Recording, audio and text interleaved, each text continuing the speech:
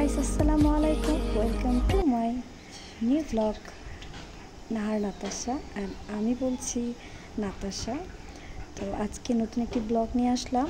তো আজকে দুপুর থেকে শুরু করলাম, কারণ সকাল থেকে অনেক কাজ করছিলাম। আমি দুপুরের লাঞ্চের জন্য বসেছি। ডাল, ভাত, সবজি নিয়েছি। আজকে সম্পূর্ণ সবজি খাবো। খুব গরম, তাই কোনো আমিষ খেতে মন চাচ্ছে না, বাট আয়াস খেয়েছে, আমি খেয়ে। তো এই তো পানি নিলাম। এই গরমটা আসলে এমন পড়েছে যে সবসময় পানি খেতে মন চাচ্ছে।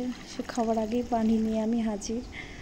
তো আমি এই গরমে ঠান্ডা পানিটাকে অ্যাভয়েড করার চেষ্টা করি, কারণ ঠান্ডা পানি খেলে ঠিক আছে, কিন্তু বাট পরে তার প্রবলেম হয়, রাতের বেলা গলা ব্যথা করে। এই তো আমি খাবার স্টার্ট করে দিলাম। তো আজকে শাক ছিল। শাক হলে আমার আর কিচ্ছু লাগে না, আমি শাক দিয়ে ভাত খেতে পারি।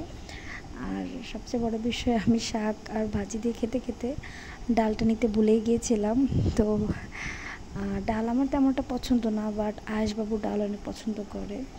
তো এই তো বিকেলবেলা আয়াসেরকে নিয়ে আমি নিচে গেলাম। তো এই তো আয়াস খেলে কম, অন্য বাচ্চাদের পিছনে বেশি দৌড়ায়, ওদের সাথে আবদার করে। তো তারাও তো ছোটো, আয়াসও ছোটো, বাট তারা আয়াসের অনেক কথাই শুনতে চায় না, কারণ তারা তো খেলতে বের হয় বিকেলবেলা। আর সবচেয়ে বড় বিষয়, তারা আয়াসের বোঝে না। বোঝার কারণ একটাই, তারা আয়াস তো সব ইংলিশে কথা বলে আর তারা তো বাংলায় বলে। এই জন্য অনেক বাচ্চাগুলো এসে বলে আমাকে, আন্টি আয়াস কী বললো, তো আমাকে বলতে হয়। অন্যান্য মারা পিছনে ঘুরলেও ঠিক আছে, বাট আমাকে সারাদিন ওর পিছনে ঘুরতে হয়।